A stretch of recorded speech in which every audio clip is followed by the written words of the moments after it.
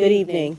Welcome to the Board of Supervisors Business Meeting, Thursday, June 5th, 2005 at 6 p.m. This meeting is being live streamed via YouTube for viewing only. The meeting is being video recorded for posting on the Township website as well. A video camera has been installed in the Township auditorium for security purposes. I'd like to call this meeting to order. First, Pledge of Allegiance. I pledge allegiance to the flag of the United States of America and to the republic for which it stands, one nation, under God, indivisible, with liberty and justice for all.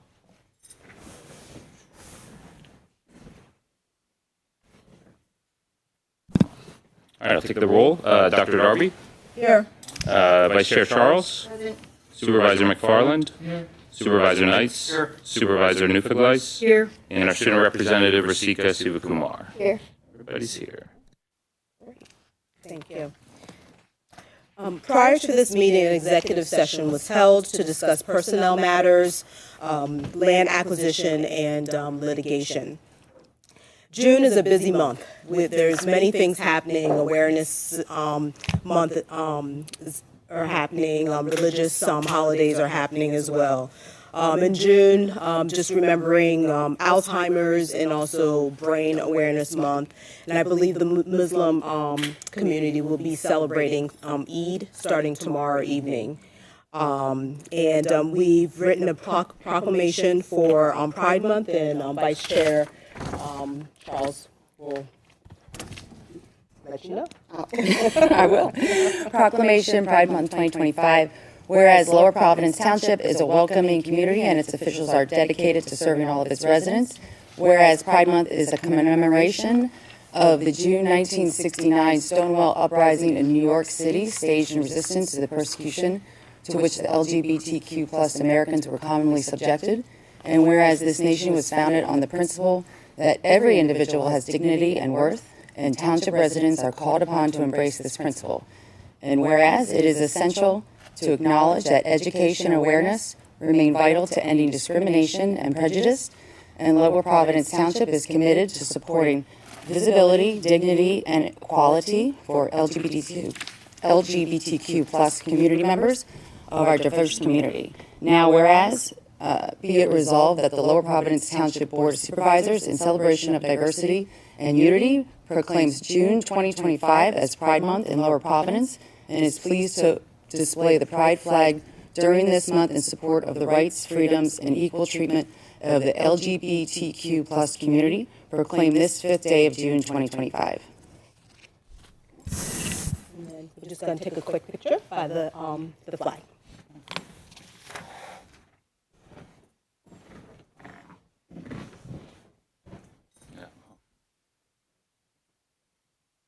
You want me to?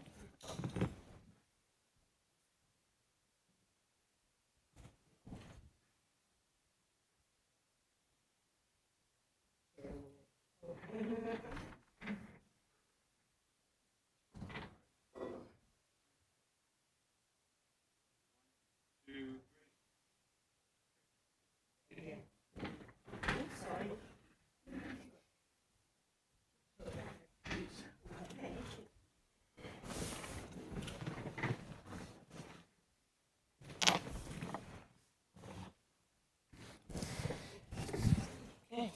Thank you. All right. That's great. Thank you, Vice Chair Charles. And I'll just like to say I'm a proud ally. Next up is presentations by our student rep, Rasika. Thank you. On May 29th, students of Arcola Intermediate and Mathaxton High School got a hands-on look into the world of fire and rescue services thanks to the Lower Providence and Worcester Fire Departments. During these visits, students learned essential emergency response skills, which helped them understand the demands and rewards of first responder careers.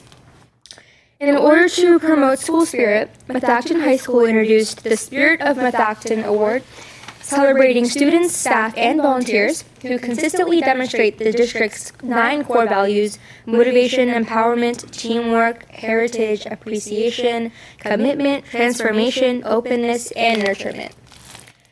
The class of 2025 will graduate on June 12th, and the last day of school for Medacton is June 13th. Thank you. Are you counting down your days? Okay, all right. Almost there. Yeah. All right. I guess this weekend is studying for finals, right? Okay, all right. Good luck. Exactly. All righty. Thank you for that, Masika. Next, we have our representative from the Environmental Advisory Council Updates, Erin McCool. Thank you. Can you hear me? Yes. Great. Well, thank you so much for giving us a few minutes to provide an update. It's been quite some time since the EAC has come before the Board of Supervisors to share sort of the work that we've been doing. And we've been doing a lot of really great and exciting work, so we thought it would be a good time to share with you sort of our overall vision over the next few years. And then I'm going to give a little bit more focus on one of the specific subcommittees that has been doing some more timely work. So we'll share an update there as well. So if you want to kind of tap on you, right? So just a quick brief history. I know some folks who are in this room have been here since the beginning of the EAC, and some are joining now. We were established, I can't believe it was this long ago now, in 2019, and we're now in 2025. Over the years, we've participated in many events with John James Audubon Center, with the Township in terms of Fall Festival. We've expanded to include more board positions. We've expanded to include student reps. We've built a Bird Town committee. So we've done a lot of work. If you want to pass, click. Sorry, Paul. And so over the last, I would say, year and a half, 2 years, we've really been thinking about, well, what do we really want to focus on? Because there's a lot of interest and expertise that's pretty broad across the council. And every time we have a member move on and we bring new members on, they come with their own expertise and interests. And so some of the things that we have focused on more recently, this is our 2023 priorities, we really narrowed down our focuses to 5 focus areas. Connecting was about connecting with other township committees, public engagement, sustainability, broadly ecological restoration, and Birdtown.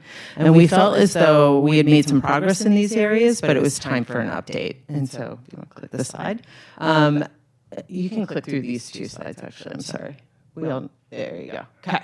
So we embarked on a strategic planning light process, I like to call it, this past summer, and worked very closely with Paul, thank you very much, and the other members to help me plan this process and some of the discussions that were happening. Excuse me. So our goals for, excuse me, strategic planning are to align our work, leverage our resources, really identifying, thank you. It's pollen season. Thank you very much. Identify gaps and missed opportunities, and then build relationships.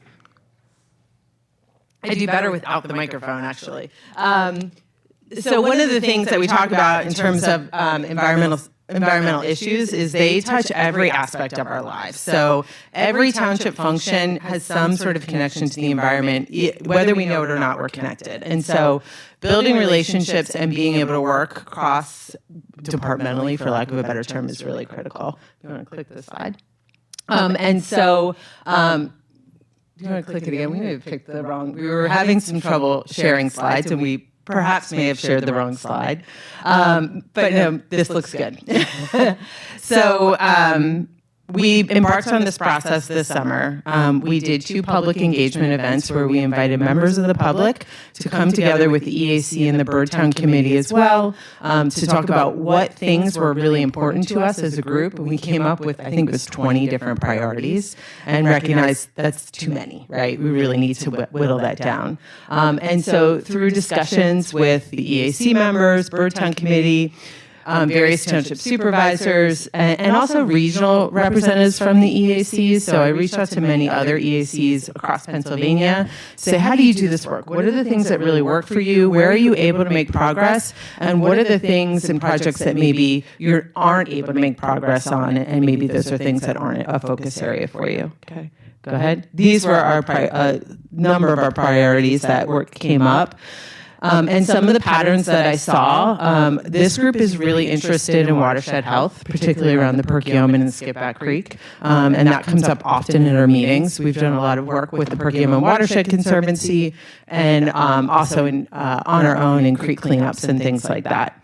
Connectivity comes up again and again. Native plants is a huge area of interest for everyone. These last three here, our climate action plan is something that we committed to within the sustainability resolution. So that's something that we've already kind of dedicated ourselves to. As part of our ordinance, the township has stated that we would recognize Earth Day. So we feel that that's a required commitment for us. And also Fall Festival being one of the, I think it is the largest community engagement event in the township. It's up there if it's not the largest. So that feels like a required commitment as well. And so now if you want to click to the next slide. And so what we were able to do is come up with a new subcommittee structure that is really going to guide our work over the next few years, 3 to 5 years. And these are the areas that we would like to focus on. Many of these you'll see are similar, but sort of just a shift in focus. So we established this Watersheds Committee, which is really all about protecting our watersheds. We live in the Perkiomen watershed. We have the Skipback Creek watershed and a few other minor tributaries. And that's done through things like creek cleanup, tree plantings. We had a really great community science program that we did this year called Salt Watch. Isaac Walton Lee collects data from across the country. You'll see pictures later in the slide of students out in the creeks collecting data, chloride data, to help inform scientists and officials about the level of salt that we have in our creeks, which is pretty high across the whole region. We partnered with an organization called Pollinator Palooza. And again, you saw native plants was a huge focus for us. Pollinator Palooza is a nonprofit that has been supporting EACs in helping to distribute native plants. And so we had a Pollinator Palooza promotion on Fall Festival. We sold out. The EAC offset the cost for some residents to purchase pollinator kits, and they were delivered like 2 weeks ago. So great program. Big shout out to Pollinator Palooza. Engagement. We are an active group, and we would say we would want a table everywhere if we could, but we can't. So we really are focusing our engagement on Earth Day, Fall Fest, social media, and newsletter content. The Birdtown group is a very organized group, and they're supported by the National Audubon Society. And so they have been doing native plant sales, bird walks, been working with them on educational events. Climate action planning is what you're going to hear a little bit more about the work that's happening there. And then finally, we created this sort of governance committee, if you will, that's more about helping to make sure that we're able to spend our budget, that we're bringing on new members, we're engaging with people. The notes, facilitation of meeting is sort of shared across that as well. Okay. So just to kind of highlight in pictures some of the stuff that we're doing. On the left here, these are some of our scouts. It was the warmest day in February ever. It was like 70 degrees. This day was like the last day of Salt Watch. And so they were out in the creek, and they were collecting salt data. They did multiple readings. We had another older Girl Scout troop that got a lot of data at Hoy Park, so no one had collected data there before, so that's really exciting. We recently did a walk with township staff and some members of the the EAC committee along the Skipback corridor because that dumps into the Perkiomen. There's a lot of interest in things like planting trees and cleaning up those creeks, and so we're going to be working to host some engagement events where we're hiking and getting people out to know what's there. It's a fabulous place and really want to make sure that we're protecting it. And then lastly, I'll do a shameless plug at the end. Engagement event we're doing next Friday. We're working with Mid-Atlantic Audubon, Wissahickon Trails, and other various EACs across the region to host Ethan Tapper. He is an artist. He's an author. He's from Vermont, and he's coming down for this event, and he's going to be talking about his book called How to Love a Forest. And we've got some conservationists and some elected officials that are going to talk about forest and watershed protection. And it's at Mid-Atlantic Audubon, and there's going to be free beer. So shameless plug, come on out. I think there's like 20 spaces left, last I heard. So, Aaron, is it the 12th or the 13th? You said Friday. it is, thank you. It is the 12th. It is Thursday the 12th. I keep saying the 13th because I've got another event on the 13th, but it is the 12th. Thank you. So wanted to really focus in on this climate action planning committee. And I've got members of the committee who are in the audience today. The amount of work and dedication that has gone into setting up these goals is tremendous. I think the volunteers who have been working to pull this together have been working on it for several years and are very well versed in what's happening in the world and also what other EACs and other townships are doing around climate action planning and energy. The recommendations that we're going to lay out in these next couple of slides are really focused on green energy, right? There are many aspects to climate action planning. This one, we're really thinking about our energy use in the township. And so we looked at sort of the desired energy goals for the township broadly. Whatever we do, our recommendations will have these priorities. So overall, we want to increase energy efficiency within the township operations. We want to reduce or eliminate carbon emissions wherever possible. And obviously, there needs to be a good return on investment. Whatever we do needs to have a financial savings and be financially sustainable for the long term. Okay? And so thinking about this next year, some of the action steps that we are considering that we would recommend would be advocating for carbon-free energy in our contracts and with our facilities. So wherever possible, really thinking about are there opportunities for carbon-free energy aspects of projects. Contact PICO to start a basic energy audit. So PICO has many options for energy audits and, both at the residential level and corporate level. And so making sure that we're maximizing what we're doing right now.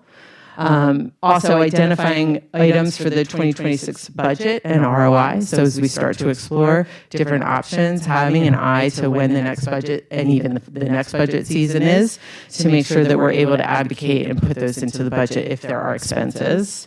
And then thinking about solar options. There's lots of places in the township where we have space. Solar has proven to be reliable and low cost, and so that's an area that we could potentially prioritize.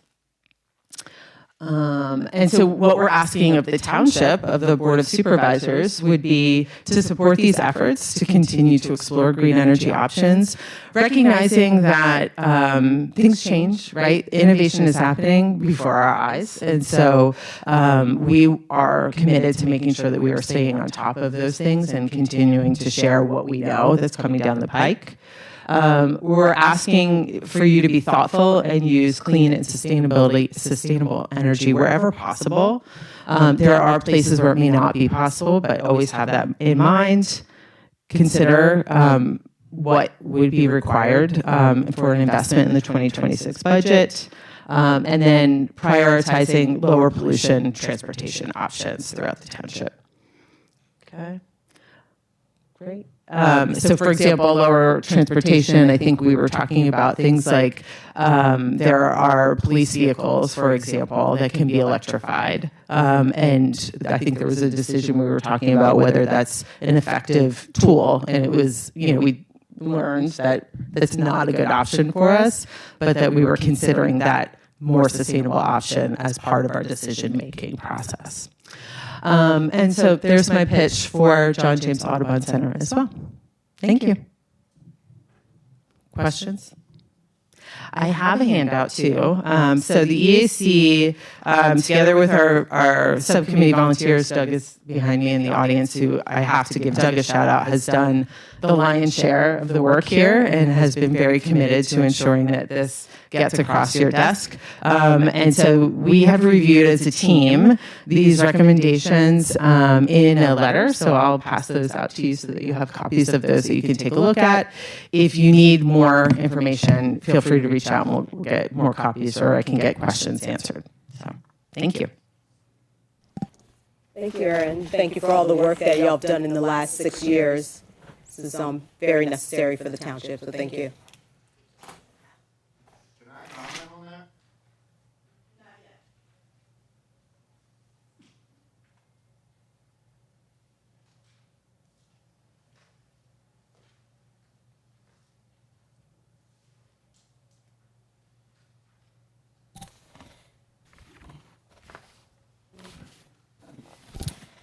All right, next, thank you for your presentation. Is there anybody else on the board that have anything for Erin before she leaves? Feel free to stay. Don't leave. No. I just want to say thank you for your, energy and interest and competence and, what everyone on the team is doing. So thank you.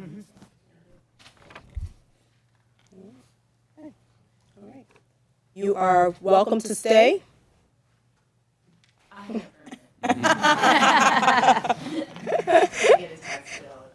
Okay, all righty. Okay, next up is the consent agenda, the acceptance of the minutes of the Board of Supervisors meeting of May 15th, 2025. I'd like to make a motion to accept the consent agenda. Is there a second? Second. Any public comment? Any board comment? All in favor? Aye. Opposed? Okay, motion carries. Next is a public hearing on zoning ordinance amendment regarding smoke shops, and Solicitor Clark has more before we open the public hearing. Thank you. If we can have a motion to. Okay, do that first. Public hearing. All right. I'd like to make a motion to open the public hearing. Is there a second? Second. Okay. All in favor? Aye. Opposed? Okay. Motion carries. Thank you. The proposed ordinance tonight, ordinance number 687, is a change to our zoning code. Therefore, we are required to hold a public hearing, at which time members of the public can come forward and comment on the proposed ordinance. The ordinance is of the Township of Lower Providence, Montgomery County, Pennsylvania, amending the code of the Township of Lower Providence at Chapter 143 zoning by amending Section 143-6.2, use definitions and regulations, Section 71, general regulations for off-street parking, at subsection G, required spaces for various uses, and Article XVI, HC Highway Commercial District, Section 106, Class 1 permitted uses, to add provisions for tobacco store, smoke shop, and vape shop. Essentially, the ordinance is removing tobacco sales from specialized retail and is creating a new separate category called tobacco store, smoke shop, or vape shop, and lists all of the requirements for any retail establishment whose primary product will be tobacco, smoke shop, or a vape shop.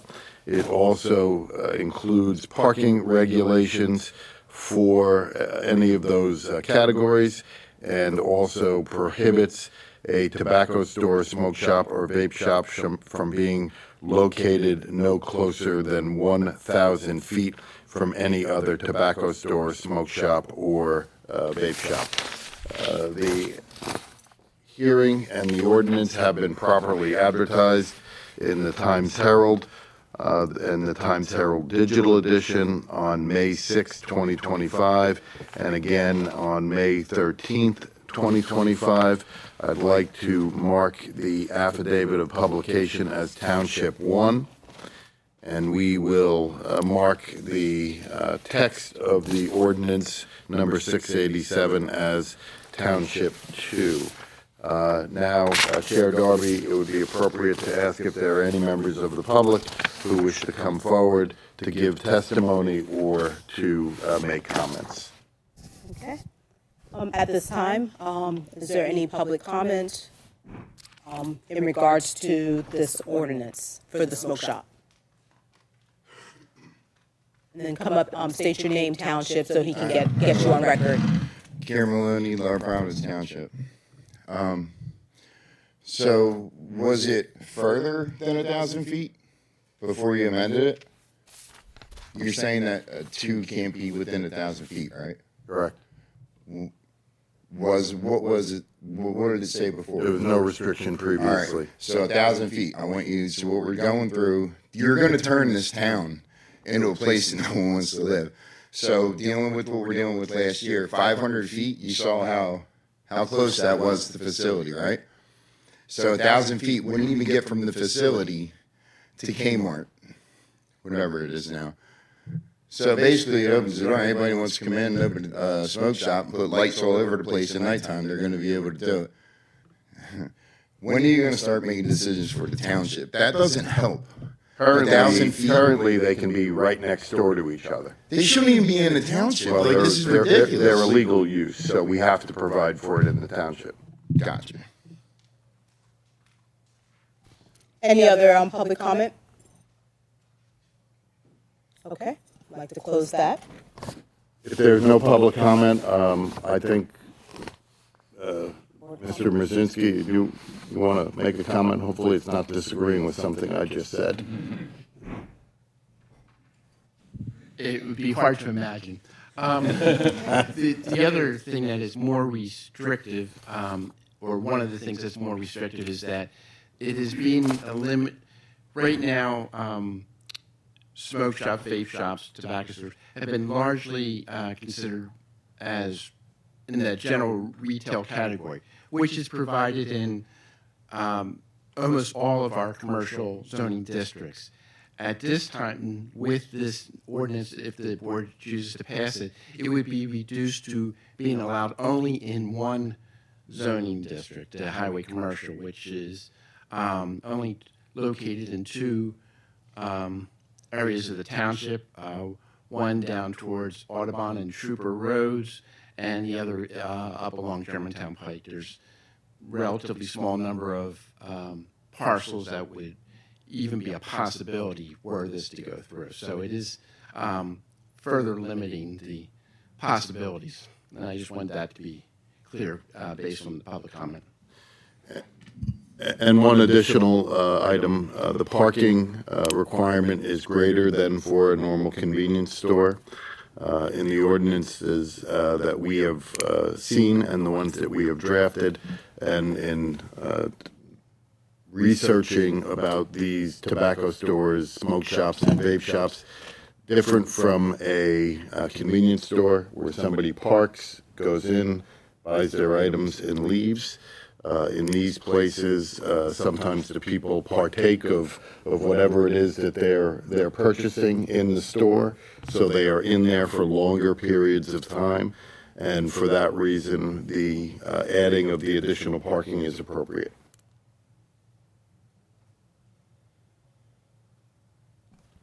There are no further comments, and if there are no comments from the board, the hearing can be closed and a vote can be taken.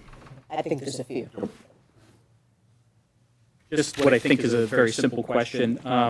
Towards the end of the long paragraph where it defines what's included, it talks about CBD, and I just want to confirm that Delta 8 products would be subject to this restriction. I'm not sure if I'm competent to say what Delta 8 products are. It's like a type of THC. There's like Delta 9 is the one that's illegal, but Delta 8 is legal at the federal level. Okay, yeah, if it's not included in the definition of tobacco, vape, or smoke shops, if it's a different type of product, it would be excluded. Are you asking if it would be excluded from this ordinance, or? Yeah, like a lot of the smoke shops are selling Delta 8 THC, and I'm just wondering if, as written, it excludes those.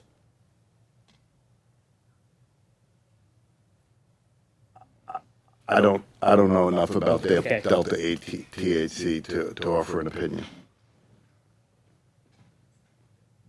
I mean, in the ordinance, it does say it won't include medical marijuana dispensary and things like that. Right, that's clearly out. Yeah. And CBD's out. I'm actually assuming the way it's written that Delta 8 is included in this. From what you're saying, Gary, I'm wondering if it does fall into the category of what is described as CBD. I would imagine it would be excluded. And medical marijuana is excluded because that's covered by a whole different set of regulations. Okay, thanks. If I could just follow up on that point, and this is the same point that Gary was referring to, paragraph 1, last sentence, the products also known as CBD, topical or non-smoke, non-vapor products shall be excluded when counting the total merchandise of such a retail sales or hotel establishment. So earlier in the paragraph, in the third and fourth lines, it says that maintaining 20% or more of its total merchandise is tobacco or tobacco products. And then, to be clear, it refers to these products being excluded. Is that being excluded from the value of the 20% or excluded from sales at all? I believe the way it's written, it's excluded from the total sales. Okay, so it would not factor into the 20%. It would not factor into the 20% because, again, I think those products are regulated separately from what tobacco and vape. Okay. And if I could go back, Mike, to your comments, just to clarify, there are 2 sections after this ordinance. If it's adopted, new facilities would be allowed. The current ones are allowed to stay where they are, as I understand. Is that right? That's correct. And the new ones would have to be located on a section of Germantown Pike. Can you give me the crossroads? Is it Evansburg to Ridge, or is it? No. Well, don't have a map up. Oh, well, just name it. I mean. Okay, it's basically from Grange Avenue on would be the western boundary, and there's about 6 properties that go. It's only the one side because otherwise we're into Worcester. Yeah. And then it would stop at the Iroy building. So Okay, so it goes from Grange and then goes east, if you're referring to that. That's correct. Toward, to the Iroy building, that area there, That's where there are entirely commercial. lawnmower repair and landscape facilities now. That's correct. Okay, that's the one area, and the other area is at Audubon Road in Trooper, you said? That's right. So that is down at the base where there's a convenience store and the church is across the street in West Norton. That's Audubon Road intersection? That's right. Yeah. Okay, so is it from there to where? I believe it would run all the way down to 422 because it would Okay. include the former Harley Davidson. All right, so we'll go from 422 toward, from Audubon Road toward 422. That's correct. Okay. Yeah, and Taco Bell's on the All right, other so side. nowhere else on Trooper Road would it be permitted? No, And nowhere else on Germantown Pike or any other road would it be permitted under this ordinance That's going correct. forward? that's correct. Okay, thank you. Let me just- And just to clarify or answer Gary's question, Delta 8 and 9, they are cannabinoids. So it's excluded. Okay. So just because it says CBD, it's still a cannabinoid product. Okay, so I'm just finishing my thoughts. So basically, we have 5 or 6 facilities, I'm sorry. 5 or 6 of these things that are presently in the township in various locations, Yes. roughly. I'm sorry, roughly, yes. Yeah, okay. The importance of this ordinance, or one of the importance of this ordinance, is that a lot of times these things slide in as standard retail, and then it becomes just, what products are you as a convenience store or as a general retailer going to carry? What we have found, and I'm sure other municipalities have found, is that you start sliding this stuff in there, and it becomes taking over. So, it's not even accurate to give you a count because really, is it a convenience stores or is it one of these shops? So under the old ordinance, basic retail by right, they could go in and use it as a smoke shop, and now, under this new ordinance, they'd be restricted to these geographic areas. Yes, thank you. That's When defined as such under this paragraph of 20% or more of your products being That's- smoke or smoke-related products. That's right. Thank you.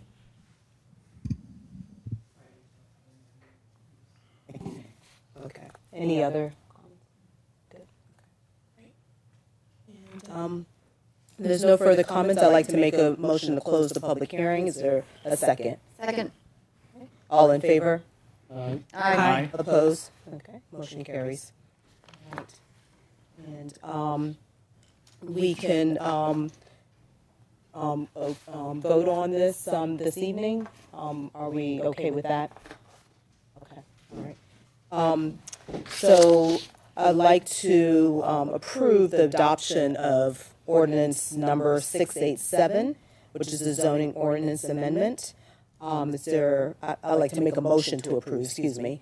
Is there a second? Second. Okay.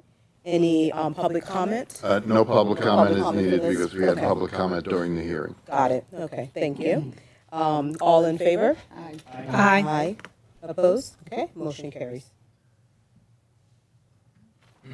All right.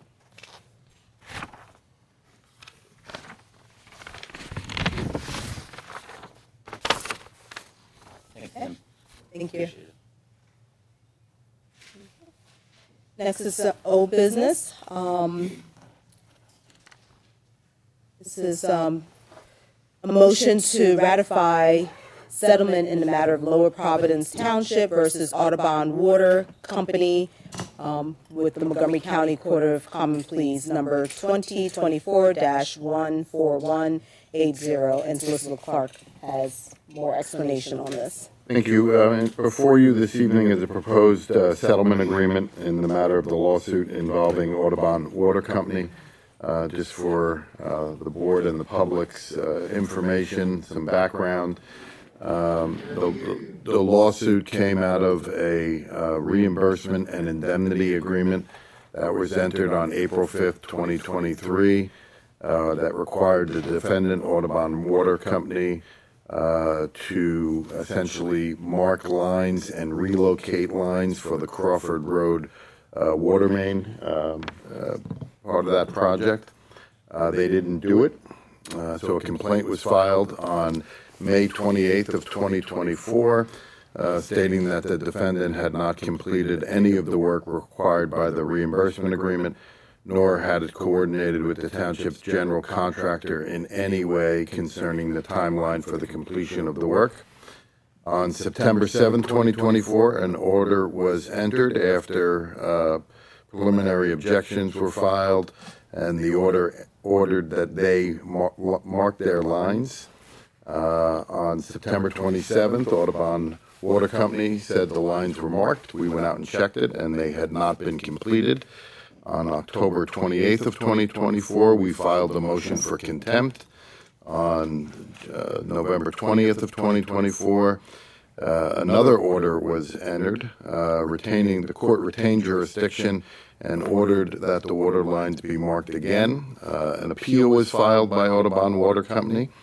On 12/23 of 2024, a second motion for contempt was filed, and then that was appealed on February 13, 2025.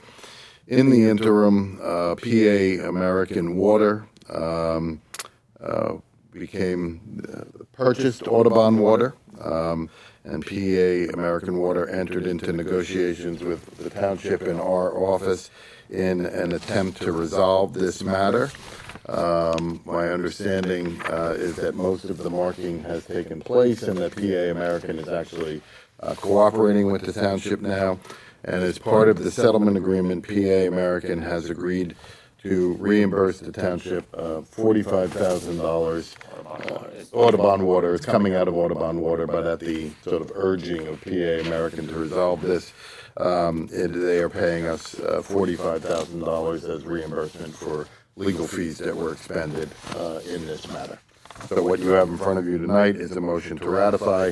The reason it's done in that way is because we were given authorization to settle this matter by the board, so we could get this done in front of the judge, and now you're ratifying that settlement.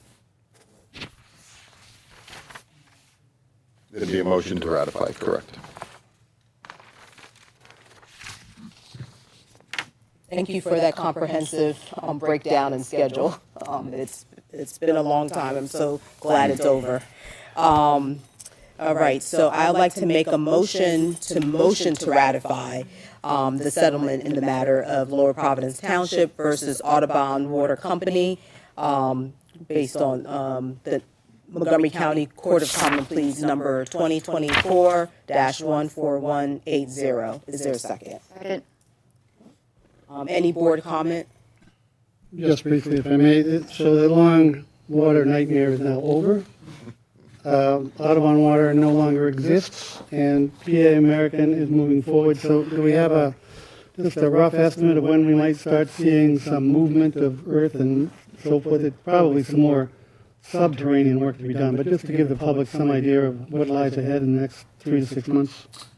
Well, the only definitive thing I can say right now is that a meeting has been scheduled for tomorrow on site with the design and engineering team from Pennsylvania American Water and our general contractor to basically walk the site, review the plans, and sequence out the work. So I'm anticipating that after that meeting tomorrow, a more definitive kind of timeline will be put together. But Pennsylvania American Water was, prior to even closing on the purchase, was very aware of this project and the delays that we've experienced, and we're eager to cooperate and coordinate with us to get the project back on track. So I anticipate some more significant updates in the coming weeks. And I left out public comment, so any public comment for this? Yes. You Come to the podium, to the please. podium, state your name, township. I'm Michael McGrath. I'm a resident, 905 South Park Avenue, so of course the Crawford Road project is of immediate interest to me. So you had mentioned about it being tomorrow. Is there a public option for that? And I ask this question because on my property, and like I'm like just south of Borton, and like there's a severe drainage issue to the point where it's starting to wash my driveway out. And like I just need help. Like if it's something that I'm responsible for, great. I don't believe that it is, because like it's right where the crown of the road, like the end of the crown of the road meets my driveway. Like it's digging up on the south side of my driveway. There's a gully that is probably 2 feet wide and about 10 to 15 feet long. I'm happy to provide pictures. I can show them to you now or provide them to you digitally later. And like really just need help from the township to help me figure out what's next, because our house is not that old and the driveway should not be getting ripped up because of the water. And like it's to the point where there's even like road, what I would just generally describe as road material that exists on the north side of my driveway now. And anytime there's heavy rain, and with the rain we've had recently, it's not been great. Yeah, I think the best thing would be to contact me and Paul, and maybe Paul can give you our contact information, because I'd like, the purpose of the meeting tomorrow is more to look at the underground water infrastructure, but I would love to, we would like to learn more about this. Yeah, absolutely. Like a good opportunity, because Yeah, no, absolutely. And there, I'll mention that there's, I think we probably have it in the announcements, but Pennsylvania American Water is having kind of a public open house next week on Thursday for all former Audubon Water customers who are now Pennsylvania American. It's going to be in this room Thursday. I think this is like my assumption is more of like a PennDOT thing, because like it's the road, it's not like the water main is not an issue here. It's the drainage that exists. Like I looked at the plans that they exist online, and it wasn't clear to me one way or the other. So I'll reach out and we'll see how we work together. Yeah, and we'll probably loop Tim in as well and point. If it is a PennDOT issue, we'll point you in the right direction. It's one way or the other. I just need some resolution so I can plan accordingly. Certainly. Thank you for bringing it to our attention. All in favor? Aye. Opposed? Next is new business, consideration of monitoring well and soil access agreement for Moyer's landfill, and Township Manager E.J. Mentry. More on that? Thank you, Madam Chair. This is a standard agreement from the EPA. As we've updated the website recently, and the EPA recently did a public information session at the library a few weeks ago, just to provide an update on kind of the status of the PFAS contamination and monitoring and remediation efforts. Part of that process is they're kind of expanding their monitoring radius, installing some more monitoring wells. The majority of them are either in the public rights of way or on HOA owned land or on private property, and they deal with those property owners directly. One of the locations specifically that they want to monitor and test is in Hoyt Park, which is owned by the township. Therefore, for any of the property owners, they require an access agreement. So that's what's before you. And essentially what they'll be doing is taking some soil samples, and then they'll be drilling a monitoring well, which once it's installed is about a, 5 to 6 inch diameter cap that'll be flush with the ground. So it won't really be disruptive. Other than the couple of days that it takes to install it, there will be some access restrictions, but once it's in, you'll barely even be able to see it. But it is kind of the standard EPA form that they require this access agreement. Thank you. I'd like to make a motion to approve the monitoring well and soil access agreement for Moyer's landfill. Is there a second? Second. Any public comment? Any board comment? Just a question. Has the EPA identified exactly where they're going to seek these particular testing points? They do have all of them identified generally in terms of, I don't know that they have the exact location. For the one in Hoyt Park, they're actually going to, at our request, they're going to work with our parks and our public works staff to identify the best location. So they're going to be meeting on site in the coming weeks. Where's the best place that's going to be out of the way? And have any selected properties or property owners been contacted yet, or is that coming up after this agreement? This agreement is just for the Hoyt Park location, because that's the only one that's on township-owned land, so I can't speak to that.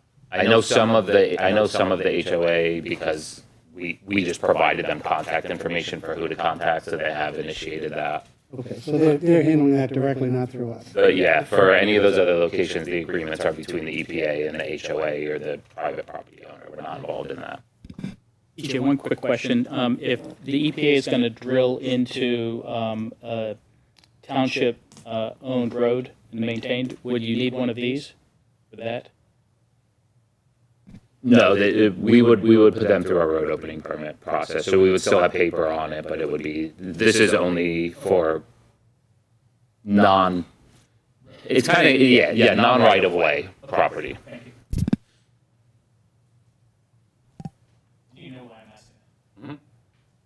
Anyone else? Okay. All in favor? Aye. Aye. Opposed? Okay. Carries. Next is the consideration of Resolution 2025-28, authorizing the township manager to sign PennDOT video sharing licensing agreement. Township manager E.J. Mentry has more explanation.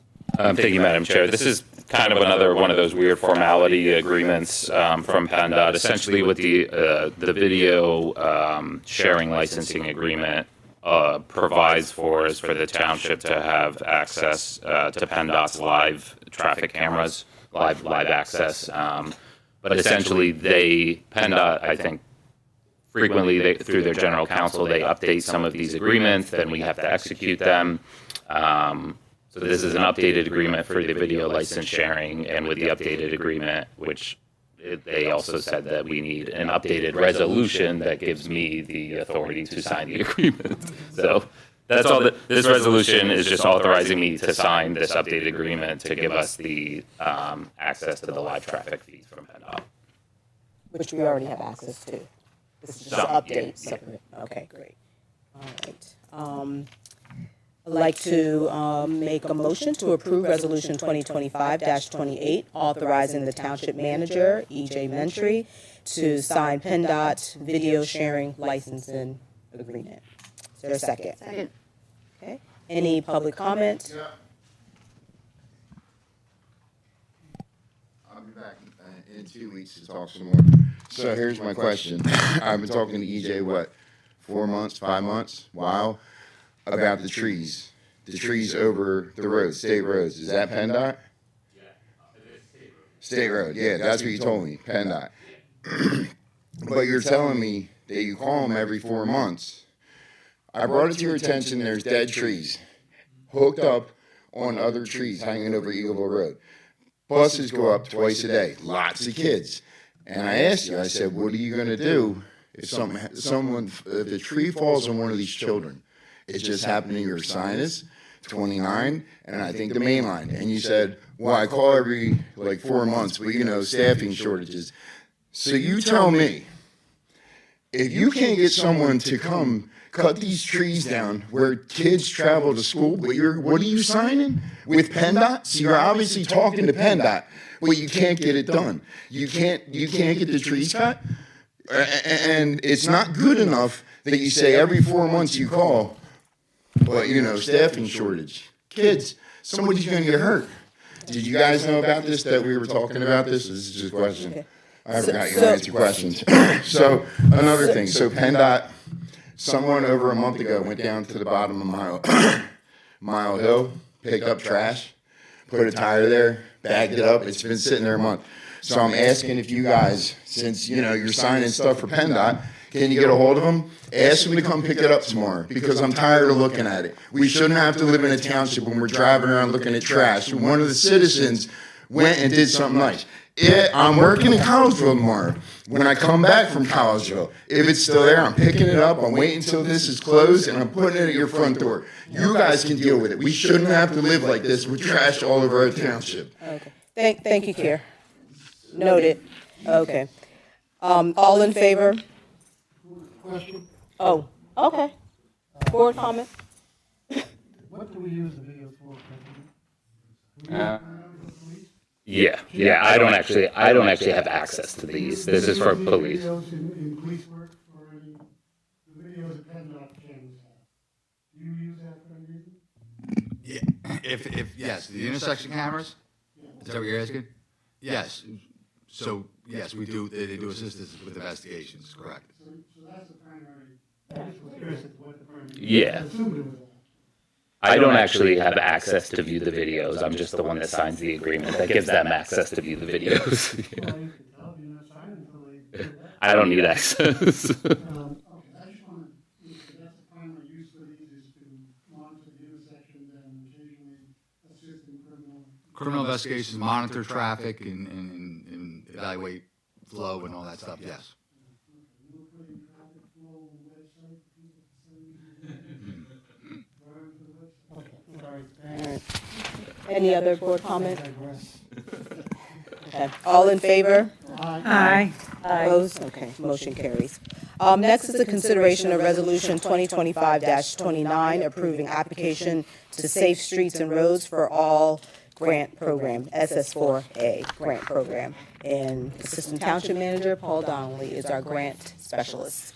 Thank you, Madam Chair. So the township is looking for the board's support tonight to apply for this Safe Streets and Roads for All grant program. This is a federal grant program. The funds that we're pursuing would allow us to work with our engineers to take a comprehensive look at all of our traffic corridors and put together a series of road safety audits, which essentially look at all of the problems that occur and kind of put it together in one comprehensive report and kind of have a tiered list of things that we can identify both for additional funding to fix as well as like things that we can do to improve our various different corridors. Currently, a lot of like the improvements that we make are kind of ad hoc, and a program like this would allow us to have a comprehensive list and then have identified areas. And so when we have opportunities for grant funding or we have opportunities for our public works folks to make those types of improvements, we can do it a little more intentionally moving forward.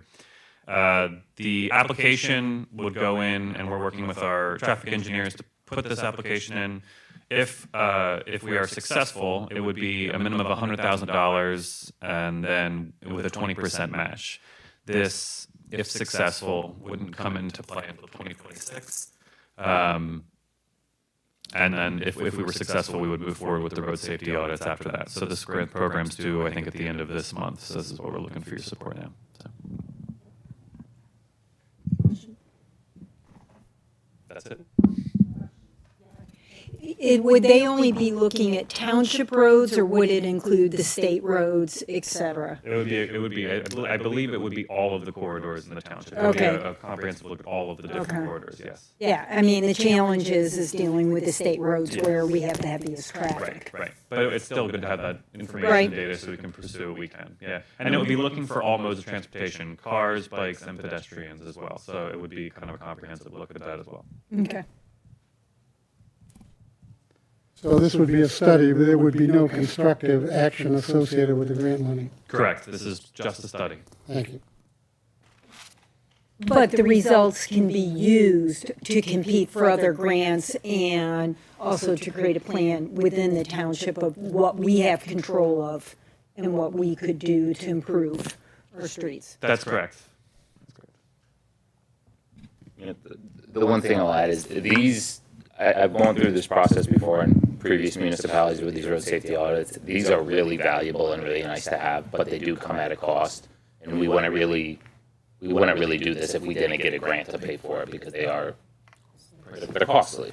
So if we don't get the grant, we're probably not going to come back to you and say, hey, we didn't get the grant, but we'd still like to do this. We might go after the grant again in the future, but it's kind of a grant contingent study. Because something we really don't have, and this has been a hindrance in a lot of different ways in finding different infrastructure improvements, both for motorists, pedestrians, bicyclists, is we don't really have a comprehensive study enabling us to say, you know, we've done this work, we've identified this project, this is why we want to pursue this project for this grant funding. We don't really have that backup. We have some of our own comprehensive plans, but they're not as detailed as something like this would enable us to do. So that's the reason we're pursuing this particular. So ultimately, it will help us support, further support right.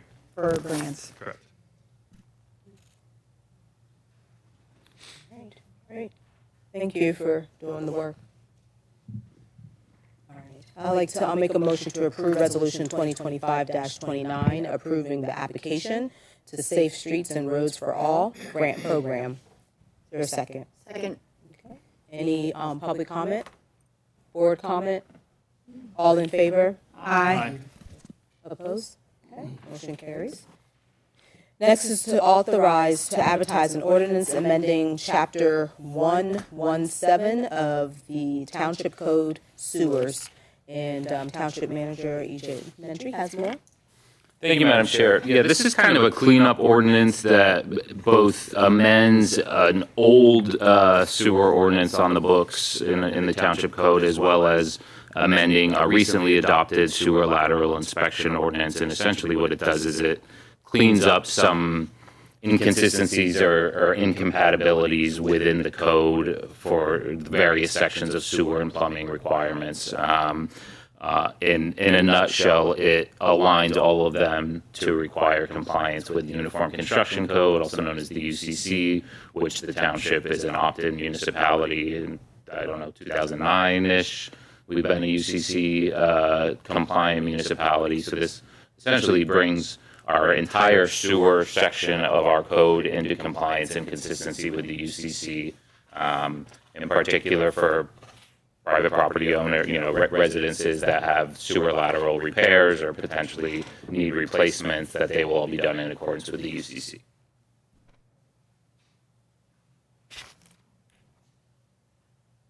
All right.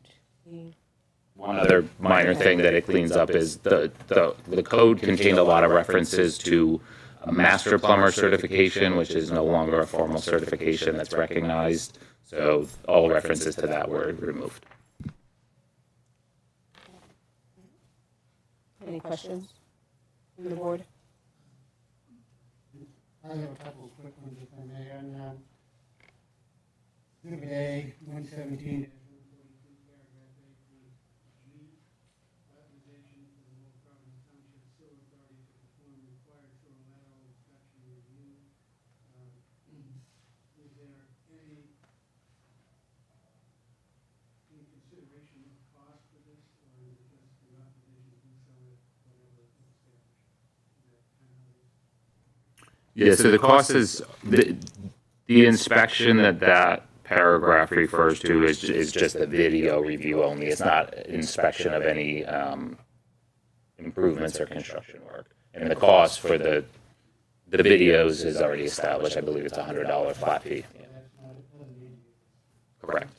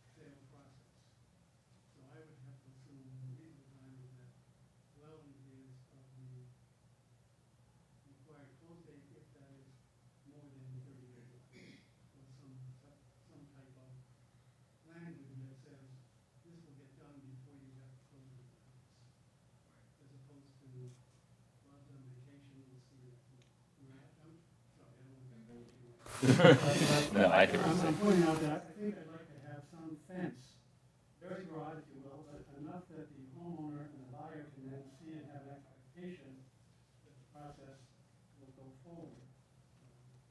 If the problem is of such severity, it can't be completed, that's another. Right. That's not the inspection issue. And so that's also reference in paragraph 3 to a reasonable time frame prior to the schedule. A little bit of definition of that rather than like. So, Mike, I'm going to kind of put you on the spot here, and I apologize. I know that in some of the early drafts of the sewer lateral inspection ordinance going back about a year ago, there was a defined time frame and that was being requested or suggested from the sewer authority, and we felt that it was unreasonable, and I think that's how we ended up with that reasonable time. I don't remember if it was 30 days or something else. I don't know if you recall. 30 days is what I recall also. Yeah.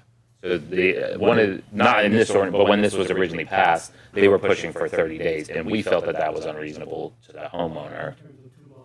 That's right. Yeah, because these houses might sit on the market for a while, or they might, like if someone puts a house on the market and then they get an offer the same week, they would have been unable to meet a 30-day deadline to conduct this inspection. So we felt that that was unreasonable. So that's why we ultimately settled on this. Now, I'll let you correct me now if I'm wrong. If you want to define a time frame, I think that is an insignificant change that you could authorize advertisement with that change. Well, it hasn't even been advertised yet, so yeah, you can make changes right now on the floor. Well, yeah, and again, I'm not trying to pick a time, Right. I'm just trying to identify what is a reasonable amount of time so that the homeowner, the buyer, and the agents, and all the other people involved can have an expectation when the process is complete. So, Peter, I think, and now making fun of my own profession here, I think that lawyers like to put in the phrase reasonable because it gives everybody a little bit of latitude depending on the facts and circumstances.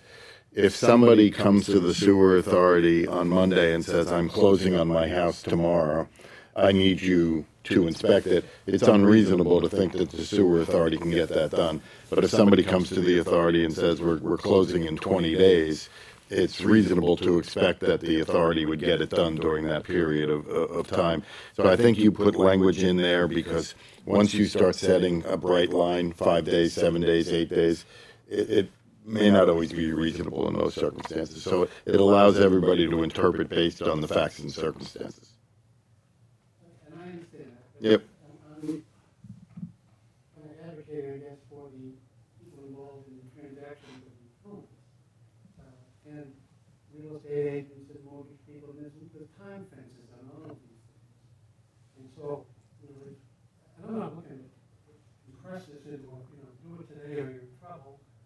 Just want to have these individuals who don't deal with this every day have an expectation, okay, well, they said we have to close in 30 days, and I can get this done in less than 30 days. So Right. I'm not worried about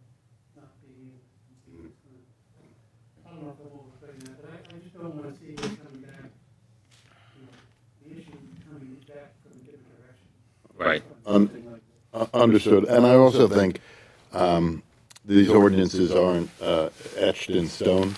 So if we find that this is a problem and we're getting a lot of complaints that it's getting 20, 30, 40 days before they're getting their inspections, then I think we can always go back in and revisit it and tweak some of the language.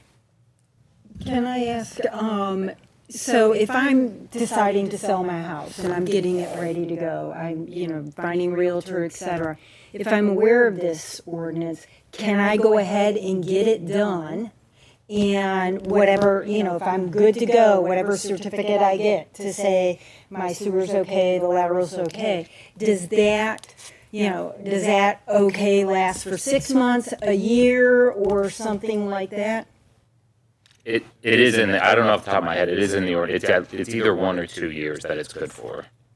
I mean, that is one thing that maybe needs to be publicized, is that people, as they start the process to sell their house, get a realtor, et cetera, fix up the house, et cetera, that's something that needs to be on a checklist.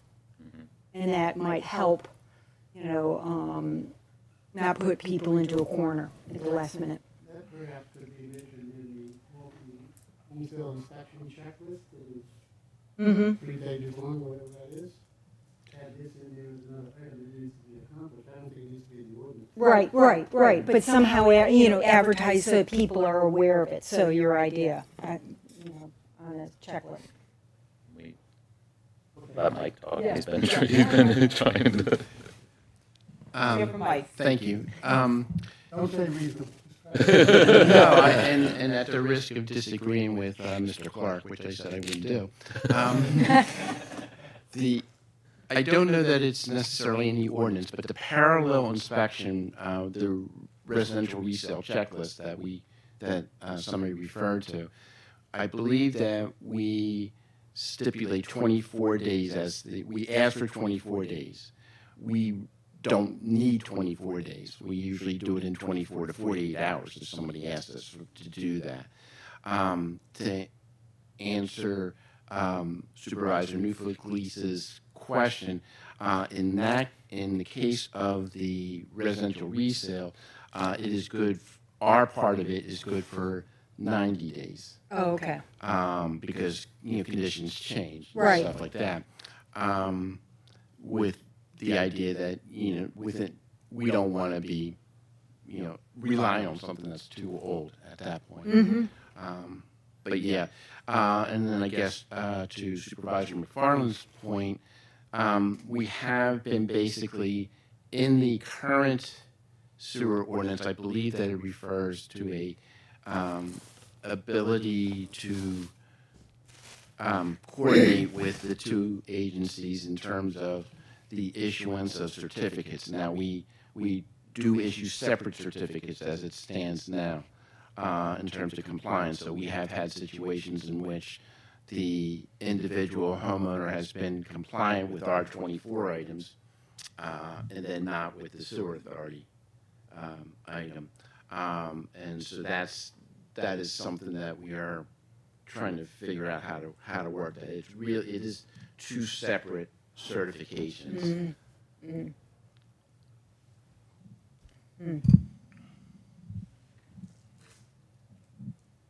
So, do you agree with reasonable time? I'm kidding. Do you agree with the reasonable time in this ordinance? If it's a comfort level, I don't want to speak for another agency. Though I think that the 24-day thing that we use, I can't remember the last time we came up against that, if you want to put a number in there, you make it consistent. I think one of the things of doing this is this whole process is trying to get some consistency here. For sure. Because, if somebody selling a house doesn't care that it's two different agencies. They just want to know how the heck do I get out of here? Well, I think we've spent a reasonable amount of time on this, and I would accept. I believe so. That was Has been an unreasonable time. Solicitor Clark's advice that we got to try to fence it And with the further input from Mike, that we do give them an expectation window of when these things should be done by, which helps resolve the original issue. I'm pointing at is just not letting this become an issue with regard to the transaction of the home. So I'm okay. And just to tie it up for Supervisor Newfield-Glass, I just checked, it is once they're inspected and certified, it's good for 2 years. Okay. All right. That's different than the resale inspection. For obvious reasons, we're talking about underground Right. infrastructure versus fire alarms and smoke alarms. Right. Okay. And I just want to make one small comment on the ordinance itself. I think this is a really good change because it brings the technical standards up to the current state of the art, and it's also less costly to implement. All right, so I'd like to make a motion to approve the authorization to advertise this ordinance amending Chapter 117 of the Township Code sewers. Is there a second? Second. Is there any public comment? Yes. Okay, come to the podium. State your name. Thank you very much. This is Ray Lotfi. Actually, that's one of the reasons I'm here. And there's two subjects that I want to talk about now because you mentioned that this article actually was published on this journal here. There are quite a few points that need to be looked at it. Number one is that do we have data for last 5 years or 10 years that some houses were bought and sold and the sewer was a problem related? Okay, that's number one. And second, there was no survey about whether residents want to do it. As you know, I can sell my home as is. I don't have to do nothing. This idea, and actually I did a little bit of study about other townships, they do not require this bureaucracy. This subject doesn't make any sense. Because, so now, if you want to have me sell my home, I got to get the sewer guys, which subject that you guys mentioned already, because if I want to make a deal tomorrow, and then I got to wait another whatever period of time so somebody come and look at it.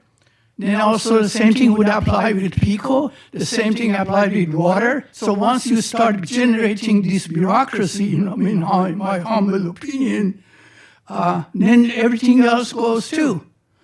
And the other township and the other areas do not have that. This was published, and that's the reason I'm here. And the data which was subject brought up is not mentioned in here. Nothing mentioned about the period. How long is validity of a certificate? And blah, blah. That's my question. Anybody? Go ahead. All right. Hi, Ray. So several good questions. So first of all, this is a requirement that's already in place. This ordinance is kind of cleaning it up.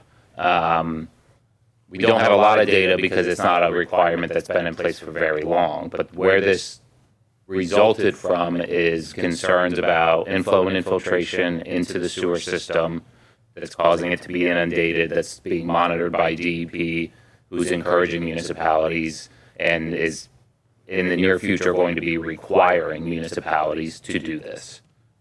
And to your data to support this idea that would generate last 5 years, how many people? You'd have to check with the DEP. Or whoever approved this protocol, that means you're saying there is problems related to the residents' sewer line. Yes. If that is true, where are the data? How many homes were sold with bad sewer lines that you can rationalize this subject? Can I just comment on that? Just because I'm on the board of the Regional Sewer Authority, which is not the local one, but the one that processes all the sewage for 5 towns. So it's in Oaks.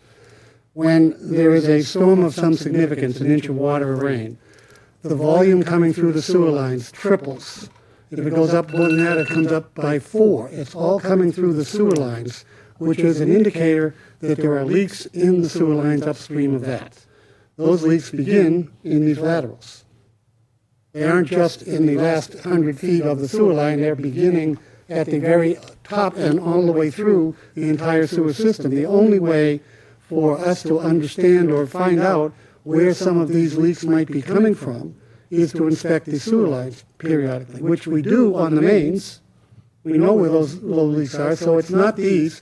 These are not inspected. The reason that this town and others will need to do this is because of the unreasonable burden and frankly danger to operation that they're putting the regional treatment plant in by virtue of the volume of water coming through the sewer lines that is not sewage. It's stormwater coming from lines within the sewer system. Well, I want to make sure there is no misunderstanding. I'm fortunate to be here. I admire all of you. This project already approved without no survey, no data, but I brought it up to your attention. As next project that you guys are going to have, make sure that the PICO guys have to come and inspect my home or somebody else. At least somehow we need data to support move. Thank you. Thanks, Ray. Thank you. Any further board comment? All in favor?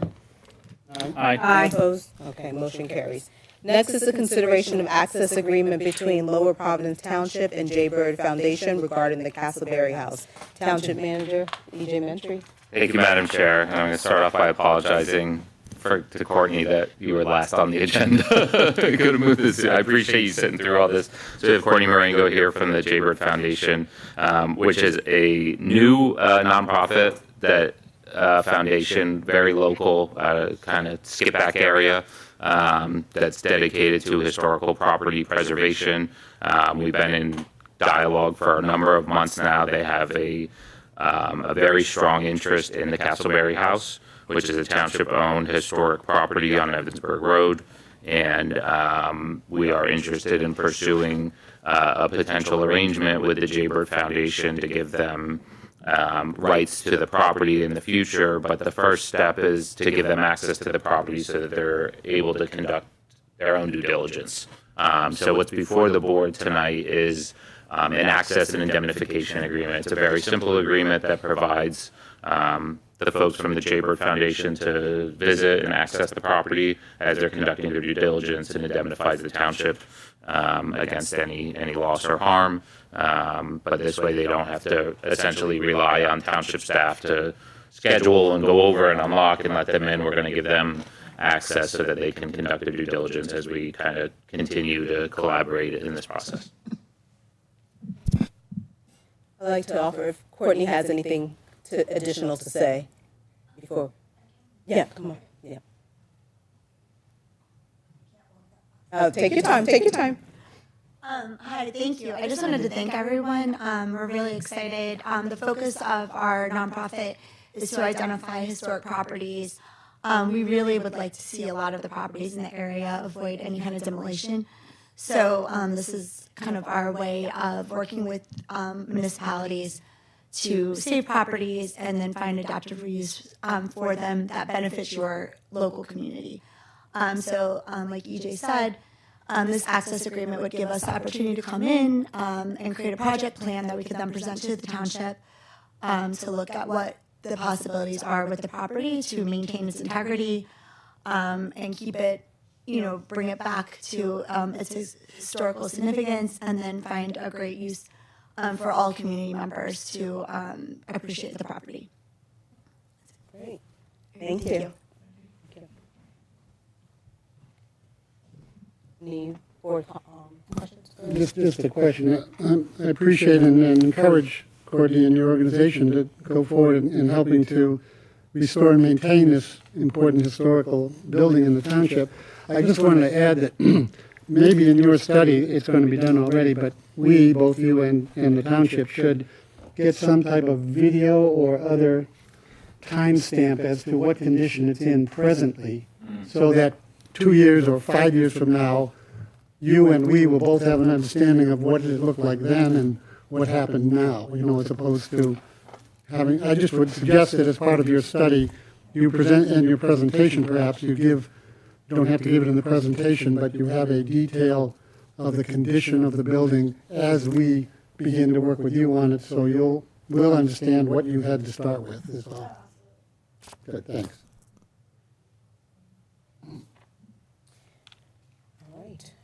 I'd like to make a motion to approve the access agreement between Lower Providence Township and the J. Bird Foundation regarding the Castleberry House. Is there a second? Second. Any public comment? Board comment? All in favor? Aye. Aye. Opposed? Okay, motion carries. I'll send Thank it to you. you to sign, all right. Okay. All right. Thanks, Courtney. Thank you.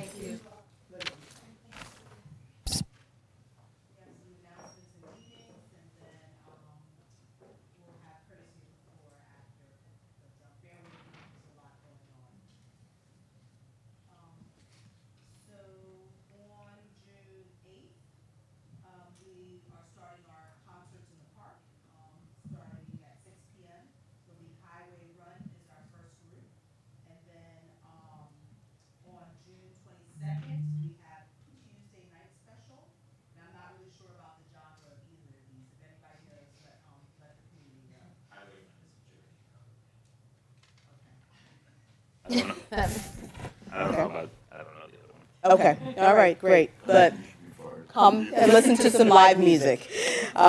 Next, we have our annual Firefighters Fair at the Lower Providence Fire Company starting today, June 5th to June 14th.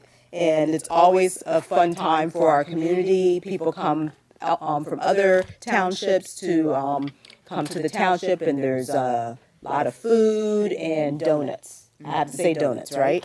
Donuts. So the most important thing. And so any further information, go to lpfire.com. Also coming up, the administration office building will be closed on June 19th for Juneteenth, Freedom Day holiday. And we are seeking a few people, volunteers. So first up, we are looking for student representatives. So Rashika, tell your friends to apply and tell them all the fun that you've had with us for the year. To apply to be a representative. So this is for high school juniors to sit on this wonderful DS with us and participate. Application letters should be sent to admin@lowerprovidence.org. Also, we're looking for volunteers for several committees. Planning Commission, we have 2 openings there. Zoning Hearing Board, we just have 1 for alternate member. The board is filled with permanent members, but we get alternate members just to make sure that there's a quorum at all times. Also 1 member for the Parks and Rec Board. So you can send any letters of interest and resumes to admin@lowerprovidence.org. Okay, so there's some meetings coming up that you can put on your calendar. So we have the Sewer Authority meeting on Monday, June 9th at 4:30 p.m. The Environmental Advisory Council is on June 16th at 7 p.m. Library Board is June 16th at 6 p.m. Parks and Rec Board is June 17th at 6 p.m. And this is a new time for them. Planning Commission is June 25th at 7 p.m. and Zoning Hearing Board, which will be on June 26th at 6:30 p.m. Just to let the community know and note, the RHD decision will be prior to the regular meeting, and it's going to be held here at the Township Building. All right, I got through that. So next up is courtesy of the floor. Residents of the township are welcome to come up to the podium, state your name, and your comments are not to exceed 3 minutes per person. Ray Lotfi, thank you again. A couple of points before I mention my question is that, first of all, I was in a Metacton School award ceremony. And I just want to mention, politically we are split, but civility we are united, and it was impressive. Thank you. Some of the associates who are here, the one who are giving awards, and that I could not stop crying because this is unbelievably great, specifically for Lower Providence Township, that I'm the citizen and I've been living here. The second appreciation I have is that for the gentleman, police officer, 8 voting area during May 20th, I was looking, wandering around, checking everything else, and nothing happened. Everything was safe. And if you remember last time I was talking to you, we were worried about conflict and things that happened years ago in Limerick. Nothing happened. So thank you very much. Appreciate that. Now, my question is related to Audubon Water. As you mentioned, that the June 12th, they have already invited us to go to it. As I have been contacting with Audubon Water now, it's American Water, multiple of times, and the simple, illiterate question I had, what is your plan for containing the contamination? And I've called them at least 4 or 5 times. They said, no plan. And that is something which is the most important thing for the residents. If you want to fix the water in 25 years, that's fine. Tell us what is your plan. What are you going to do to resolve the issue? I used to manage waters. So simply, if you have got no other excuse, go and look at last 10 years, how many industries were built within the area that the water comes onto the well and we consume, and find out what happens. If it is residential, then give us a restriction. We're not allowed to put something. So this issue is a major issue. I'll be there on June 12th, but I have contacted the water company multiple of times, and they never were able to give me an answer. What is your plan? Thank you very much. So I hope you're not calling Audubon Water because No, they're it's no longer. Audubon. It's American Water. PA Water. Yes, Okay. my brother he lives in King of Prussia, and they use American water, and they have no contamination. But of course, the issue is related to location, where they drain water. There are 8 wells, 2 of them shut down, 6 of them are open, but even the 6 of them are contaminated, and unfortunately contamination is not in a way that you cannot boil the water and get rid of it. So we got to find the issues. And I love this organization. Thank you very much. Thank you, Ray. All right. Any other public comment, courtesy of the floor? Feel free. Come on. Come on up. Mike McGrath again. So I think this question is probably more directed at the Chief of Police. On South Park Avenue, like between Crawford and really Egypt, there is like speeding problems, especially with semis. And I say this because where I live is like right before you kind of go down and come up the hill, like where they're going to do the intersection improvements. And it is very frequent that there are these trucks that are hitting their compression brakes, Jake brake, if you're less familiar with the terminology. Like, of course, like that's obnoxious, but and like it's really gotten worse as they've progressed with the construction on Trooper Road. Of course, we can't control the flow of traffic and whether they use that road, but we can control and enforce the speed limits on that road. And I think there's more that can be done there. I know a couple years ago there was one of the boxes that takes whatever measurements for a traffic study or what have you, but that was before I had lived there, but it would appear to me that not much has changed there, and I would appreciate if we could have some dialogue about how to increase enforcement of that, whatever that might look like to you. I'll grab your information afterwards and we'll discuss it. Sure. The second thing I think is probably how is zoning, or I'm sorry, like how are township ordinances enforced in Lower Providence? Do you have a township officer, or is that also handled by the police? My question is directly related to nuisance and abandoned vehicles. Is that a township employee or is that the police? Yeah, we have a zoning officer. Okay, well, my main concern is with the property adjacent to mine. I believe it's 937. It is the property that is between me and the property that 2 weeks ago you had the zoning or the zoning variance hearing for the guy who wanted the pole barn. That doesn't come before this board. Yeah. Okay, well, there was a hearing about it. It's the property that is next to mine. And there's an abandoned school bus and other abandoned vehicles over there. And if we're concerned about groundwater, I don't know what's leaking there. So that is a real concern. I've also been told that this has been brought up before from others in the neighborhood, and it doesn't seem like anything's changed. And it's that the visual of that is poor as I can, as I can see it from my property.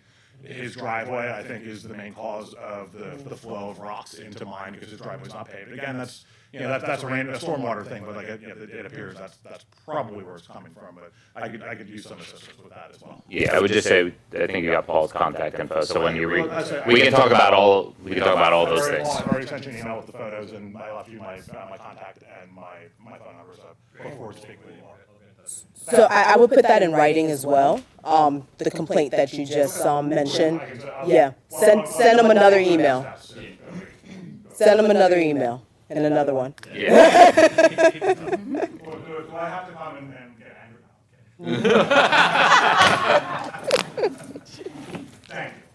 Thank you for bringing that to our attention. Anyone else? Sure? Okay. Board comments. I do have two. So first of all, I just want to talk about an event that's happening on June 14th. It is the 250th anniversary of the founding of the United States Army. And just so everyone knows, 250 years ago, the United States Army was conceived in Philadelphia and born in Valley Forge. Valley Forge is going to have a commemoration ceremony on June 14th, at 3:30 p.m. They will have a short march from Artillery Park to the General von Steuben statue for a wreath-laying ceremony. Everyone's invited. And my second thing that I want to bring up goes to Park. I live off of Park.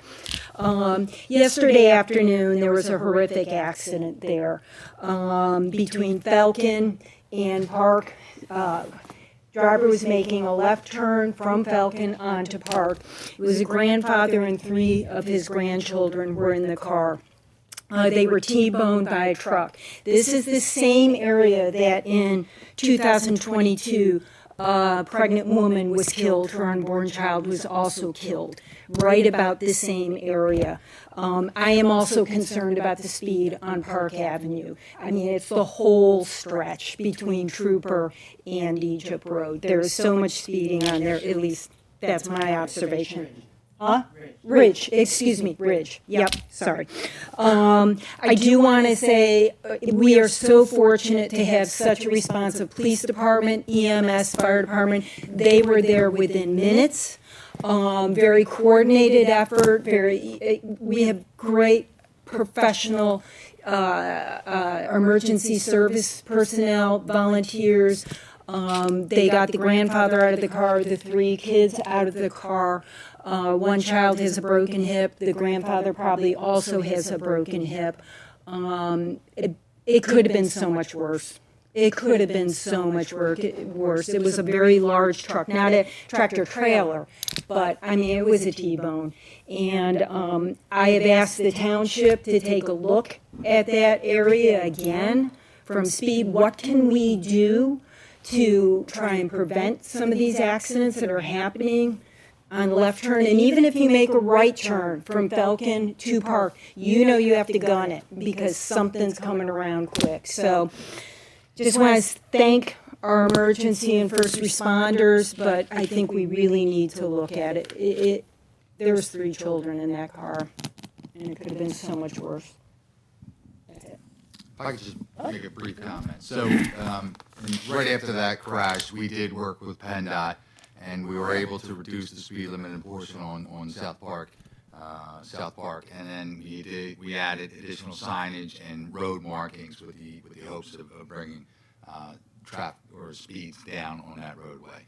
So I'll be happy to meet with you, and we are in fact looking at that area further up from you. Yeah, so as you head up. Yeah, you got Jode, and then as you're going towards Ridge. Yes, yes, exactly. Yep. Yeah. Mm-hmm. Yeah, and I don't know if it's restricting left turns.